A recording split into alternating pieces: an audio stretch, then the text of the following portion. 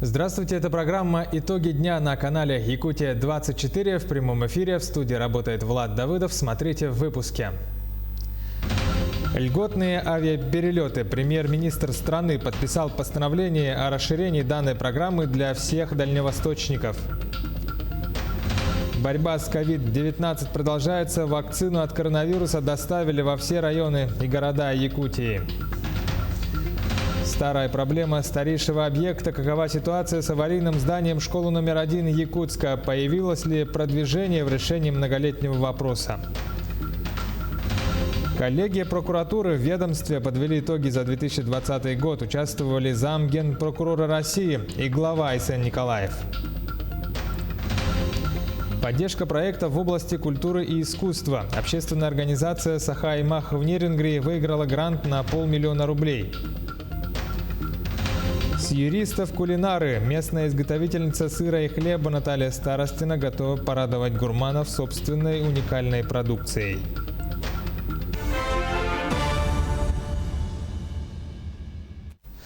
Правительство расширило жителям Дальнего Востока доступ к льготным авиабилетам. Постановление об этом подписал председатель правительства Михаил Мишустин. Отныне пассажиры всех категорий, зарегистрированные по месту жительства на территории субъекта, входящего в состав Дальневосточного федерального округа, смогут приобретать билеты на авиарейсы, которые субсидируются государством. В списке таких рейсов 21 маршрут. Выделено будет 5 миллиардов рублей. Предполагается, что благодаря принятому решению приобрести авиабилеты по сниженному тарифу смогут в общей сложности не менее 450 тысяч граждан. 108 новых случаев коронавируса зафиксировали в Якутии за последние сутки. Сообщается, что от общего числа заболевших в столице зарегистрировали 40 случаев. В Мирнинском районе 26, 10 в Тампонском районе, 8 в Нерингринском, 7 в Мегино-Кангаласском и от 1 до 5 случаев зафиксировали в ряде других районов региона. Препарат для массовой вакцинации от COVID-19 доставили во все города и районы республики. Об этом в телеграм-канале сообщила вице-премьер Якутии, замруководителя регионального оперштаба Ольга Балапкина. Накануне сообщалось, что дозы вакцины пока еще не получили только Айвано-Бутантайский и Жиганский районы из-за природно-климатических условий. Однако теперь эта проблема решена. По данным на сегодня, по республике получили прививку против коронавируса 20 485 человек, в том числе за минувшие сутки 1870 якутян. Вакцинация проводится как в столице, так и во всех районах республики. Что касается Алдана, то в район поступило 900 доз препарата ГАМ-ковид-ВАК, а также 25 доз вакцины Эпивак. Эта сыворотка предназначена для вакцинации людей, не достигших 60-летнего возраста. Слово Татьяне Вахниной. Мы находимся в прививочном кабинете Алданской городской поликлиники. Первая вакцина против COVID-19 уже освоена. Напомним, в Алданский район поступило 900 доз препарата ГАМ-ковид-ВАК. 400 получила Алданская поликлиника. По 250 доз были распределены в Нижний Куранах и в Томот. Также вакцина была доставлена в сельские амбулатории и фельдшерско-акушерские пункты. За первую неделю кампании прививки получили 780 человек. Медицинские работники Томотской городской больницы, помимо вакцинации местного населения, привили 120 проживающих психоневрологического интерната. Активно проходят профилактику жители поселка Нижний Куранах. Сотрудники Куранахской больницы доставили вакцину в села Хатыстыр и Якакит. В планах у них выезд в отдаленный поселок Угаян. Массово записываются на прививки и жители райцентра, отметила врач-терапевт Аюна Ринчинова. Аюна Баировна, как проходит вакцинация? У нас за неделю прошло 400 человек. Активно у нас вакцинировались это медицинские работники, работники образования, детские сады, школы, сотрудники полиции, нефтегазовой промышленности и люди преклонного возраста. Прививки получили жители как райцентра, так и поселков Ленинский, Лебединый и Большой Немныр. В небольших селах вакцинируются в среднем по 20-30 человек. Вакцинация проходит без осложнений? Без осложнений, но у некоторых наблюдается незначительная температура. Спасибо, Аюна Баировна. В ближайшее время в Алданский район ожидается поступление очередной партии вакцины, а первые, получившие прививки, уже спустя 10 дней придут на вторую инъекцию прививочного цикла. Влад? Ну а в Ленске ситуация с коронавирусной инфекцией стабильная. Уже месяц число заболевших не превышает 48 человек. На сегодняшний день зарегистрировано только 46 заболевших. Из них 16 проходят лечение в инфекционном отделении Ленска, 9 в отделении Витима, 21 человек лечится дома.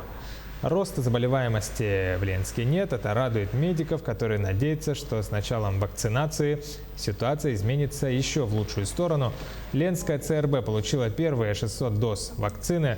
С утра следующего дня началась вакцинация по приоритетным направлениям. Первыми были привиты медработники, работники образования, служащие МФЦ, также работники промышленных предприятий и население с хроническими заболеваниями. В общей сложности это 126 человек. Выраженных аллергических или каких-либо реакций не выявлено. У 3 человек было повышение температуры. У 2 незначительное, меньше суток, у 1 человека больше суток. Но самочувствие у всех стабильное, тяжелых реакций нет. Мы продолжаем знакомить вас с героями нашего времени, врачами. Сегодня расскажем о терапевте Татьяне Прокопьевой, которая работает в красной зоне во временном инфекционном стационаре Якутской республиканской клинической больницы на улице Кулаковского. Татьяна Ивановна работает в красной зоне с начала пандемии в Якутской республиканской клинической больнице. В связи с увеличением больных коронавирусом в октябре прошлого года в общежитии СВФУ открыли временный инфекционный стационар, куда направили работать нашу героиню. Чтобы понять, с какими трудностями сталкиваются врачи инфекционного стационара, достаточно пройти в красную зону. В защитном костюме, не попить воды, не сходить в туалет, жарко и трудно дышать. В таких непростых условиях экипировки нужно обойти всех пациентов. Лечащего врача зовут Татьяна Ивановна. Она очень чутко смотрит все, каждый день проходит. Как самочувствие? Самочувствие хорошее, нормально. Когда вы поступили сюда? 17 января. Да, сегодня уже выписываюсь. Поздравляю. Татьяна Ивановна работает в здравоохранении уже 20 лет. Любит свою работу, находит общий язык и с пациентами, и с коллективом. Татьяна Ивановна, она достаточно опытный врач, который работал с ковидными больными достаточно плотно и имеет хороший такой стаж, опыт работы именно с такими больными. По словам нашей героини, вирус по-разному влияет на организм людей. Она советует внимательно относиться к своему здоровью и не пренебрегать санитарными нормами. Всегда надо быть начеку, потому что пациент вроде бы поступает, вроде бы клинически он стабильный, анализы тоже у него в пределах нормы, да? Но буквально через несколько дней может быть ухудшение состояния. Но это, конечно, редко бывает. В основном пациенты, вот если провести статистику, я за 2 месяца проводила статистику, которая здесь работает, у нас получается где-то 10% только как бы прогрессирование процесса идет, да? Стационар на Кулаковского рассчитан на 100 коек. Сейчас здесь лечение проходит порядка 40 человек. По словам нашей героини, борьба с инфекцией продолжается. Плюс в марте ожидается новая волна. Медики, работающие в красной зоне, остаются на передовой в борьбе с коронавирусом. Агафья Гоголева, Павел Пахомов, Якутск. К другим темам: помещение в состоянии сильного опьянения вытрезвителя будет производиться только в случае, когда человек находится в беспомощном состоянии, а его жизни угрожает опасность. Об этом сообщили в пресс-службе Минздрава России. В декабре прошлого года Госдума приняла федеральный закон, который позволяет возродить систему медицинских вытрезвителей, специализированных учреждений, оказывающих помощь людям, находящимся в состоянии тяжелого алкогольного или наркотического опьянения. В Минздраве также отметили, что решение о создании вытрезвителей принимает субъект России с учетом региональной потребности. В некоторых регионах такие учреждения уже работают. Будущее аварийного здания многострадальной школы номер 1 Якутска наконец-то обрело определенные очертания. Построен был объект еще в годы Великой Отечественной войны и за 80 лет претерпело немалые изменения. Сегодня здание от обрушения придерживают лишь металлические балки. Не обнадеживает и вердикт городской прокуратуры. Здание находится в критическом состоянии дважды, а оказались отрицательными и результаты полученной государственной экспертизы. А это значит, что в любой момент школу просто могут закрыть. Руководство учреждения бьет тревогу. Одна из лучших городских школ по всем показателям может со дня на день остаться без здания. Репортаж нашего корреспондента Ульяны Шагиной. Телеканал «Якутия-24» с позапрошлого года неустанно следит за судьбой школы номер 1. Уже много лет руководство и родители образовательного учреждения бьются за улучшение своих условий. А повод для беспокойства не безоснователен. Хотя по техническому обследованию школу до сих пор еще не признали аварийным.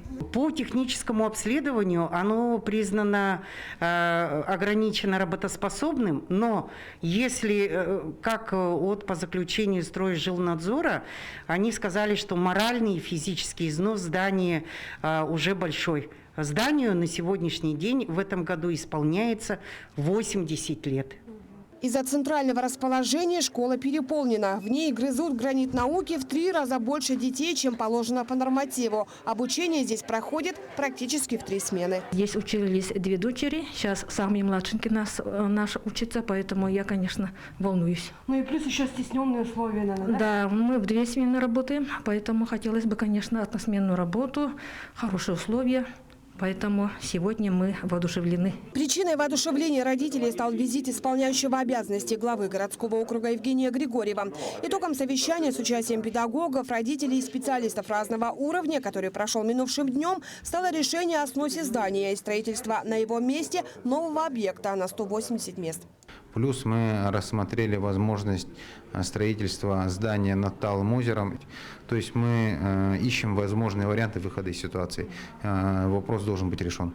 При положительном решении вопроса единственной проблемой станет переезд, куда именно также решит столичная администрация в лице управления образования. В этот период, конечно, встает вопрос о размещении учащихся нашей школы. Вот, значит, было предложено это рядом стоящее здание «Выкуп», чтобы временно разместить там начальную школу. И сейчас вопрос открытый находится, значит, о размещении старшей школы. Стоит отметить, что опыт переезда у школы номер 1 имеется. Ранее они располагались также в аварийном деревянном здании по улице Чайковского. В этом году многострадальная школа отметит 100-летний юбилей своего основания. Единственным желанием, конечно же, является улучшение своих условий. Администрация столицы пообещала выйти с этим вопросом на региональное правительство, так как для осуществления планов придется взыскивать дополнительный источник финансирования. Ульяна Шагина, Джулус Накентьев, Якутск.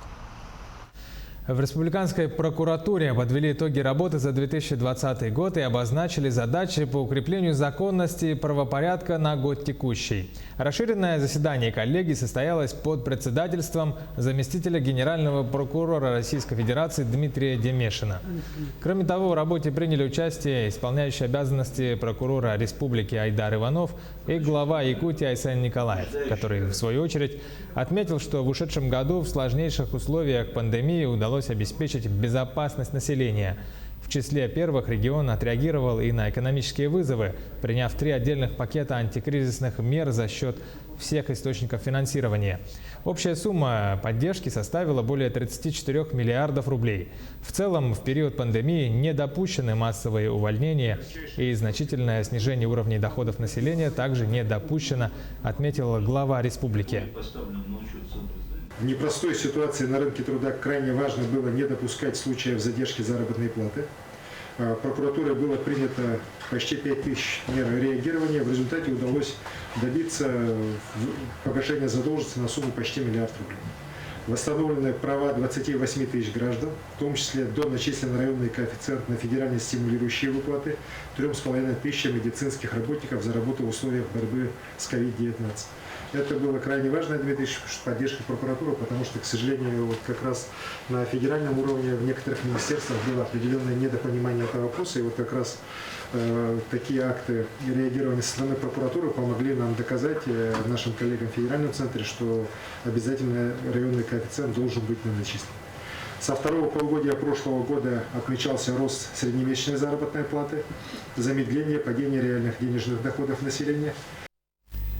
Также обеспечена прокурорами законность около 1500 нормативных актов и выявлено более 61 тысячи нарушений. В целях их устранения принято свыше 36,5 тысяч мер реагирования. К установленной законом ответственности привлекли порядка 13 тысяч лиц, возбудили по материалам проверок прокуроров 198 уголовных дел. Активно в прошлом году прокурорами защищались интересы государства и общества в сфере экономики, обеспечивалось надзорное сопровождение реализации национальных проектов, особое внимание уделяли сфере ЖКХ, а также защите прав граждан. Наверное, нужно остановиться на рассмотрении обращений граждан, которые являются для нас одним из важнейших направлений работы.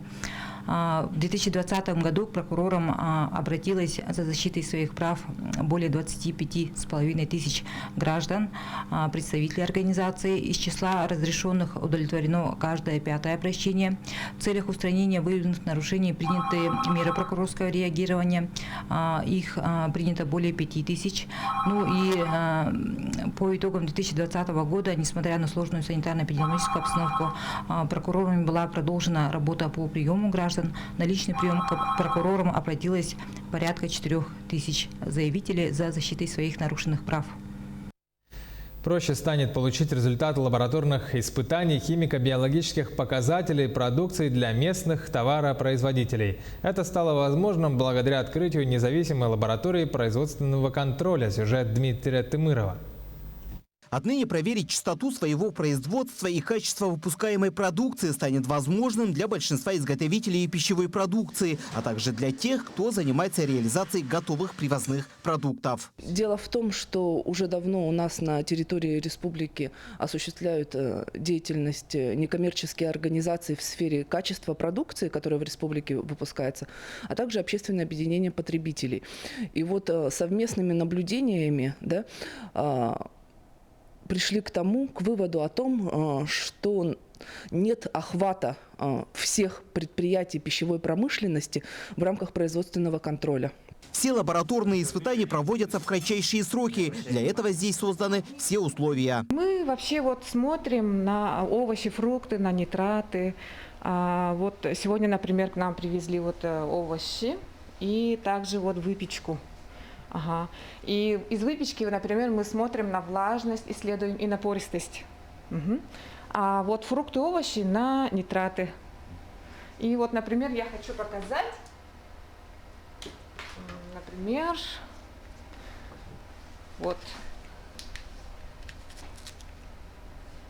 Угу. На моркови 40, когда как норма 400 мг на килограмм. Это нормально? Это очень нормально. Прием продукции проходит в специальном кабинете, то есть не надо бегать по другим этажам здания. Предприниматели заходят, пишут заявление, акт отбора проб. Если что, мы помогаем им заполнять. Подписываем акт отбора, принимаем продукцию и на проведение испытаний передаем через окошко продукцию уже на анализ. И тут же в этом кабинете предприниматели после всех испытаний могут получить свои результаты, которые можно оформить как электронно, так и лично. Дмитрий Тымыров, Иван Яковлев, Владимир Павлов, Якутск. Местная изготовительница сыра и хлеба Наталья Старостина готова порадовать гурманов собственной уникальной продукцией. Свою карьеру она начинала с постов еды собственного приготовления в Инстаграме, а в период пандемии вовсе решилась кардинально сменить профессию с юриста на кулинара. Сейчас в цехе Натальи работают только 2 человека, ее помощники и она сама. Сюжет с Аргланы Неустроевой. В апреле прошлого года Наталья решилась кардинально сменить профессию с юриста на кулинара. Признается, за многолетний опыт работы устала от жалоб и проблем. Сейчас же весь негатив кулинар оставляет за дверьми цеха, иначе тесто не поднимется. В пекарню приходить с плохим настроением нельзя. Хлеб не поднимается. Хлеб, тесту передается вся энергия. Это должен быть только позитив. Только положительная энергетика должна быть. И реально я просто проверяла, бывает тогда, я же тоже человек, бывают такие моменты, когда без настроения приходишь, и хлеб действительно не поднимается. В полезных свойствах своего продукта Наталья не сомневается. Все сырье она закупает за пределами республики и у местных фермерских хозяйств. Рецепты Наталья тоже придумывает сама. Говорит, это настоящая химия. Такое в интернете не найти. Моей закваске уже почти 1,5 года. Да? изо дня в день она подкармливается, взращивается и так далее. Это все то, что дает подъемную силу моему хлебу. В этой закваске очень много полезных свойств.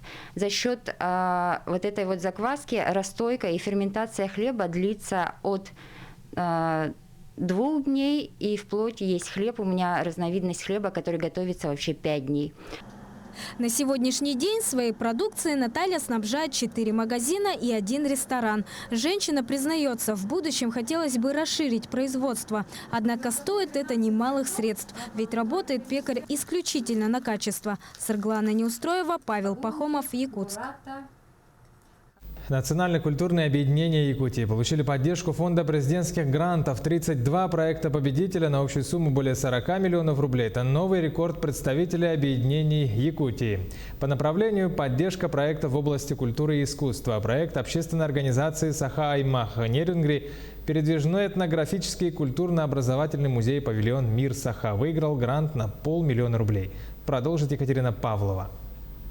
С 2017 года Саха-Аймах активно участвует в различных конкурсах для реализации своих многочисленных проектов и мероприятий. Впервые подав заявку в 2020 году в фонд президентских грантов, общественная организация стала победителем в первом этапе. Размер гранта составляет 500 000 рублей, а общая стоимость нашего проекта составила около 900 000 рублей. То есть здесь обязательно было одним из условий это софинансирование, которое в основном у нас прошло через наших представителей Саха-Аймах Нерюнгринского района. Проект гранта «Мир Саха» – это передвижной этнографический культурно-образовательный музей-павильон, экспонатами которого являются культурные составляющие народа Саха, традиционные предметы быта, украшения, обрядовые ритуальные предметы, литература якутского народа. Кроме того, организаторы проведут мастер-классы по изучению традиционного фольклора, якутского языка и обучению игры на хамусе. Мир Саха – это уникальная древняя тюркская культура. Человек Саха пропускает через себя природу, воспевает красоту и поклоняется белому солнцу. За советское время мы почти забыли обряды, законы, но сохранили язык. Сегодня стоит вопрос сохранения языка. Наш язык, как и природа, нуждается в помощи каждого из нас. Именно поэтому мы открываем музей под открытым небом. Такого рода площадки музея для ознакомления многонационального населения Нерюнгринского района с культурой народа Саха в районе еще нет. Срок реализации гранта – 1,5 года до июля 2022. В дальнейшем проект планируется развивать путем расширения экспозиций и географии выездов. Проведение традиционно республиканских ИСЭФов Аланхо в каждом улусе строится дом Аланхо. Это центр культурной и духовной культуры народа Саха. И вот мы думаем, что наш проект, который мы уже будем, он будет уже в тому времени реализован, станет уже одной готовой экспозицией в этом будущем доме Аланхо. Впереди у якутского землячества большие планы и много работы. Только в рамках реализации гранта уже намечено 19 значимых мероприятий. Мастер-классы, ритуальные обряды, участие в календарных национальных праздниках. Все это ради больших целей – укрепления мира и межнационального согласия в обществе, дружбы народов, пропаганде национальной культуры и традиций народов Саха. Екатерина Павлова, Вадим Барашков, Нерюнгри. Ледовары, люди необычной профессии, в конце января отметили свой профессиональный праздник. Они заливают и прессуют лед на катках и аренах. В спорткомплексе «Кимберлит» в Нирнинском районе трудится один из представителей этой редкой профессии. Сюжет Анны Винокуровой. Ни для кого не секрет, что в фигурном катании и хоккее очень важен хороший ровный лед. В первую очередь, конечно же, для скольжения. А чтобы лед в спорткомплексе «Кимберлит» был ровным, его заливают после каждой тренировки, после каждого массового катания. Работа ледовара начинается в этом помещении. Сначала он заправляет ледоуборочную машину горячей водой, проверяет количество топлива в баке и только потом выезжает на каток. Константин Шкамардинов – тот самый человек, который отвечает за качество льда в спорткомплексе «Кимберлит». В день он может заливать каток до 10 раз. Мужчина учился на ледовара у представителей канадской фирмы, которые занимаются производством ледоуборочных машин. Обучение длилось 1 день, остальное Константин нарабатывал практикой. Профессия ледовара требует внимательности и усидчивости. Есть свои нюансы и особенности. Хороший лед для безопасного катания, прежде всего, чтобы не было каких-то ям, не было больших порезов, чтобы лед был ровный. Вода, да, обязательно должна быть горячей, потому что горячая вода при застывании, она растапливает все ямки, неровности, и лучшее покрытие льда получается. При заливке нового льда важно избавиться от старого. Поврежденный слой снимают машиной, а дальше заливают горячей водой. В общей сложности уходит 15 минут. Заливка у нас производится постоянно каждые 1,5 часа. Мы своим льдом все равно остаемся довольны. Главное, что есть лед, а мы уже к нему подстроимся. Для фигурного катания, хоккея и шорт-трека нужен лед разной жесткости. Так как в спорткомплексе «Кимберлит» одна ледовая арена на всех спортсменов, ледовар делает лед средней жесткости, чтобы представители всех видов спорта остались довольны. Анна Винокурова, Александр Еремин, телеканал «Алмазный край». Таковы итоги дня сегодня. Оставайтесь на Якутии 24 и будьте всегда в курсе.